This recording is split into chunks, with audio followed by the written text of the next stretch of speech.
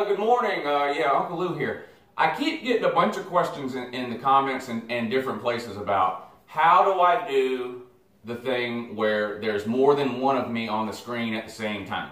Like when I do the characters, like the Tennessee character, General Voltar, or Natty Back Steve, or Alabama Fan 90 Proof or Luther. How do I do that where there's more than one of me? Because obviously there's only one of me. So how do I make it look like we're in the scene or whatever at the same time? I'm going to show you how I do it, okay?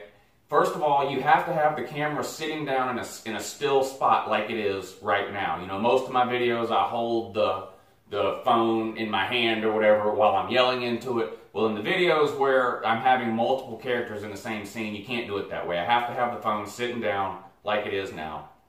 I record whatever it is I want to record, the first part, like I'm doing right now, okay? And then let's say I wanted to have another one of me walk in from that hallway over there and sit down right next to me. It would look something like this.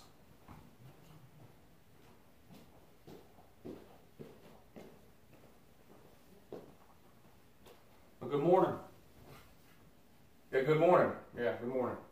Hey, good morning. Yeah. So, the phone is still, right?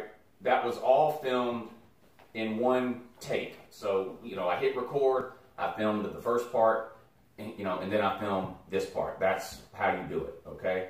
If you're holding the phone and moving it around and all that, it won't work. It has to be sitting down. You have to film it all at the same time. But, explain this.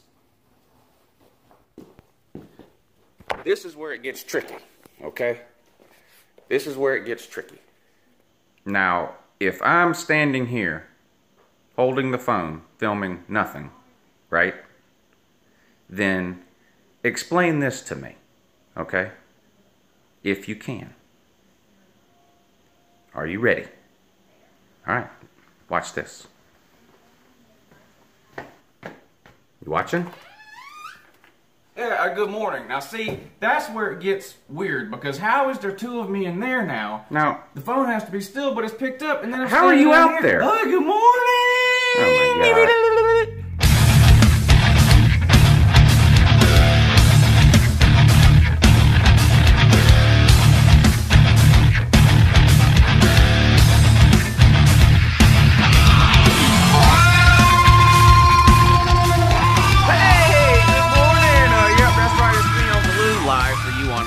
Today, yep, thanks for watching. It's game day, and game day is coming on. And really, this is really the only thing that means anything in the entire state of Kentucky, honestly, is that damn horn in the Kentucky Derby. But anyway, I digress. I already made my pick for that today. Kentucky's losing. South Carolina, don't worry about it. Louisville, they're losing too. So state of Kentucky going 0 for 2 today. Anyway, I realized after I did that video yesterday that was the wrong video. I usually do that video today, and on Fridays I do my weekly top 10 video, and it just completely skipped my mind. So anyway, we're going to get right to it right now. This week's Uncle Lou top 10. If you've seen these before, you know this is my top 10, not anyone else's. I use various scientific criteria as well as data and top secret analyses to come up with this. Anyway, let's get right to it. I think I'm gonna put last week's top 10 right here for you, okay? So I'll put last week's top 10 right here, and we'll see how it changes. Okay, this week, coming in at number 10. Should be no surprise here, Washington. I've told you every week so far, Washington, as long as they stay undefeated, they're staying at number 10. They're not falling down, and they're not moving up. Why? I don't think they're a top 10 team. I think they're terrible, and their schedule is god-awful. They played 2 high school teams so far. They play a 3rd high school team today, Fresno State. Last week, they played Montana. Week before that, Rutgers. I mean, 3 terrible teams. And I just don't think they're that good. But they made the playoff last year. And so as long as they're undefeated, they're in Uncle Lou's top 10. I have them coming in again. 3rd week straight at number 10. Number 9. New into the top 10 this week. Michigan. I said last week, I easily could have put Michigan in my top 10 last week. I'm pretty sure I left them out. I said I needed to see more. I saw more. Were they dominant against Cincinnati? Not really. But it was never a close game. I mean, it's not like the game was in doubt or question or anything like that. They came out, they did what they needed to do. Their defense is elite, which surprises me. I said all summer, yeah, they recruited well, but I just replacing 10 starters like that, I wasn't quite sure how that was going to work. But they deserve a spot in the top 10. They're undefeated.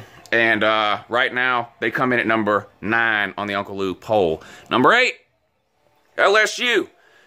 Most polls, I think, don't have LSU in the top 10. I do. I've been impressed with what I've seen from LSU, especially defensively. They've been dominant. Really dominant. Definitely one of the best 4 or 5 defensive teams I've seen so far this year. We'll see how that ends up at the end of the year once they start playing some better teams. But right now, they've looked really good on defense. They've done enough on offense to blow teams out. I'm still not a huge fan of their quarterback, Ederling or whatever his name is, but Orgeron, I'm not a fan of him either, but he's got 2 elite coordinators, offensive and defensive. So I think they deserve a spot in the top 10. Now, they play Mississippi State today, and I forgot to do a prediction on this game. I do think LSU wins this game, even though it's at Mississippi State. I hope Mississippi State wins because we play Mississippi State next week, and I want to beat another undefeated team. So I think I'll be pulling for Mississippi State in that one, but I just don't see the Corn Dogs losing. I think LSU takes care of business. Anyway, they're at number 8 in this week's poll. Number 7, Wisconsin.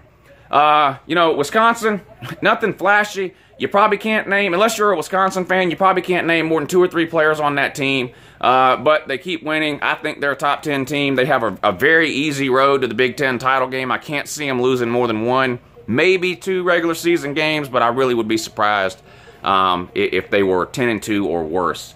And then, we'll see what happens for them in the Big Ten title game in December when they get there. Wisconsin, number 7. Number 6, Oklahoma State. They destroyed a nobody again last week, 44-7. They score a ton of points. They play, was it Pittsburgh they play this week? Yeah, at Pittsburgh.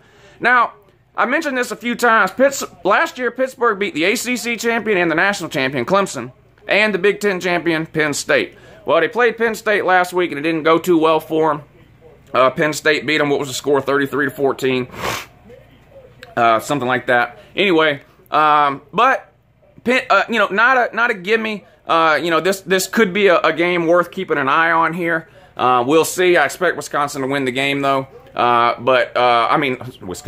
Oklahoma State to win the game, though. But one to keep an eye on, Oklahoma State at Pitt. I just think Oklahoma State scores too many points for Pitt to be able to keep up. I'm not all that impressed with Oklahoma State's defense, but offensively they're they're elite. So Oklahoma State, number 6. Number 5, Oklahoma. Don't get mad. Listen, I don't think Ohio State's that good. I was impressed with your win at Ohio State, okay? Baker Mayfield looked really, really good. Definitely a top 3 Heisman candidate at this point in the season. And I was impressed with what Oklahoma did. It was a good win for them on the road in a tough spot against Ohio State. I just don't think Ohio State is that good. And some of these teams that you're going to see now ahead of Oklahoma, I just feel like have better wins right now than Oklahoma does, and slightly better teams. But look, this isn't a knock on Oklahoma. To be number 5 at this point in the season, you're riding high, you're sitting pretty. Do what you're supposed to do, and eventually, through process of elimination, you will move up UNCLELOU's list. Number 4, the Taters, Clemson.